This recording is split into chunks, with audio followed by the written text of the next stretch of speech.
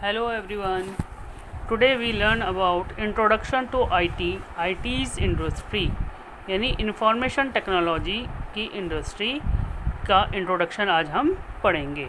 Information and communication technology हमारे जीवन का एक रिक्वायरमेंट बन गई है।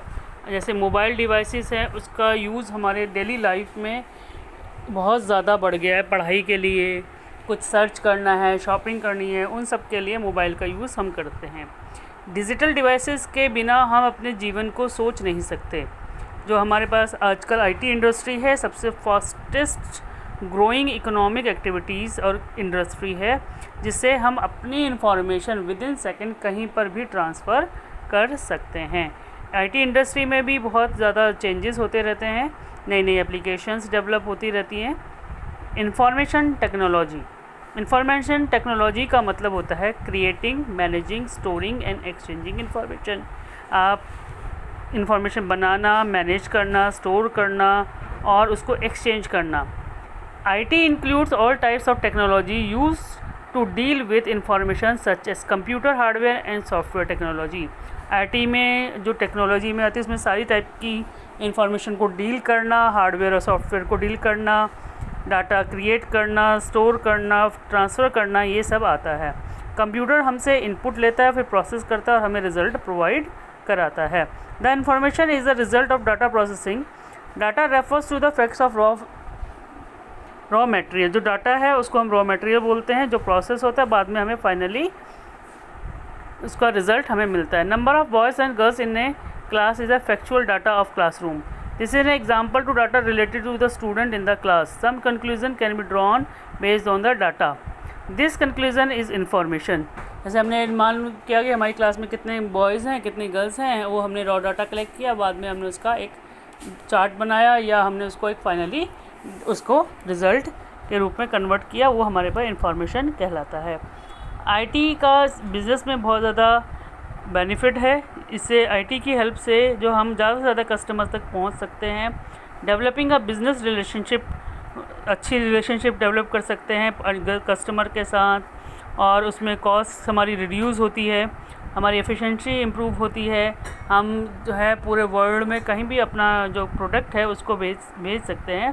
जो हमारे पास पावर है वो कम वेस्ट होती है, मिनिमाइज होती है, और हम अच्छी सर्विस कस्टमर तक पहुँचा सकते हैं।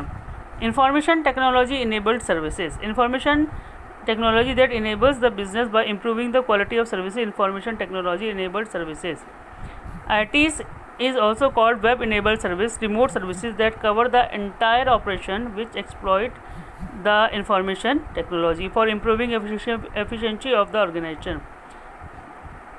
जो IT है उसकी मदद से हम पूरे वर्ल्ड में अपना बिज़नेस फैला सकते हैं, और उससे हमारे पास करियर अपॉर्चुनिटी भी बढ़ गई है, और उससे हमारा जो कॉस्ट है वो भी रिडक्शन हो गया। तो हमें ज़्यादा उसके ऑफिस की ज़्यादा ज़रूरत नहीं पड़ती है। तो हम अपना कहीं पर भी एक लेकर छोटा सा उसमें अपना बिज़नेस स्टार्ट कर सकते हैं।